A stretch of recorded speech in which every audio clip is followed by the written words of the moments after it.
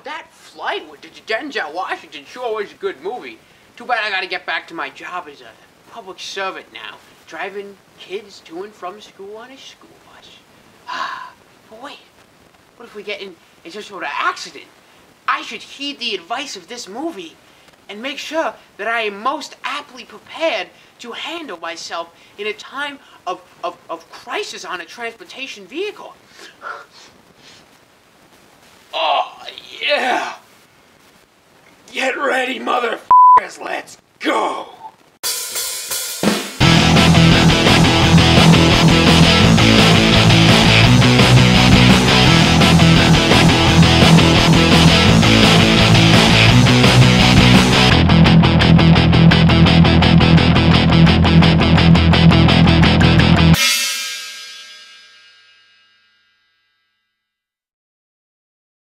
So, Flight, saw this movie a while back, just now getting the opportunity to review it because of the whole, internet power situation from the storm. So, I really love this movie. The trailer was definitely one of the best ones I've seen all year. So intense, really makes you want to go out and see it, but it is kind of misleading because this movie is not so much about landing a plane in a stressful situation or the miraculous feat, but it's about addiction, and that's what the majority of this movie revolves around, and I'm okay with that. That's actually one of the reasons I liked it as much as I did. So as far as the scenes of the plane crash actually go, they are just amazing, breathtaking, really great visual effects as well.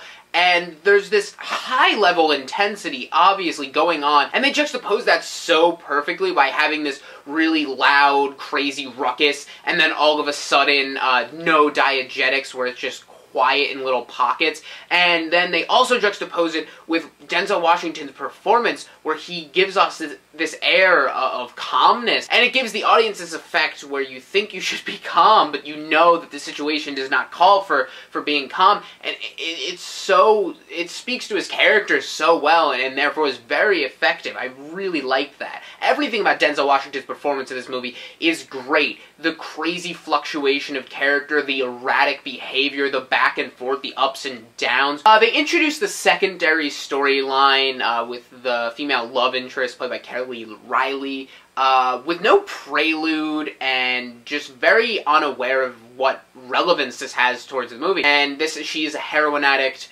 and they're kind of building her story before she comes into contact with Washington's character later on. I thought that was a really cool technique because you're not sure why she's on screen for a while, and then she just comes back later, and it has a nice way of crossing over.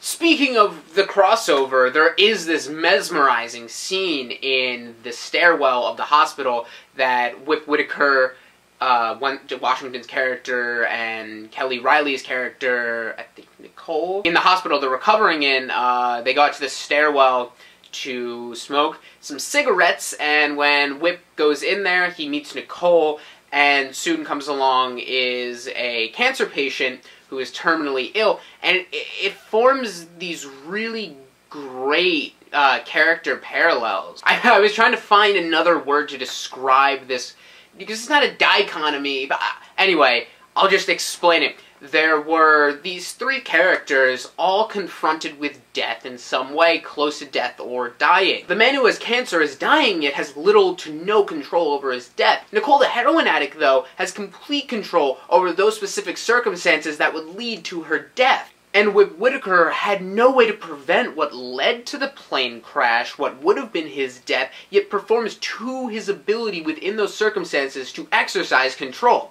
And that scene just blew my mind. It was just so well put together. And all the performances are really good, and all the characters, for the most part, seem to have a purpose.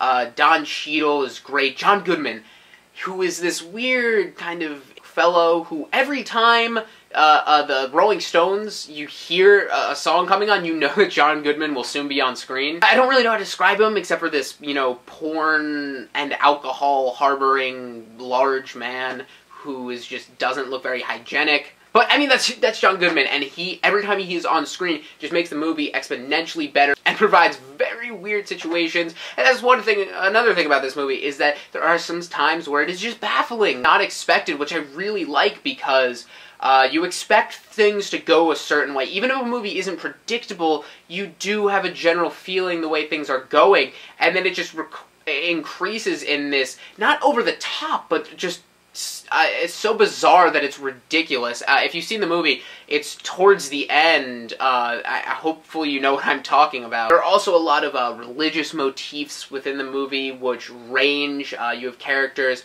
who think that the entire crash was preordained by God. You have characters who are utilizing God as a way to help in a court case.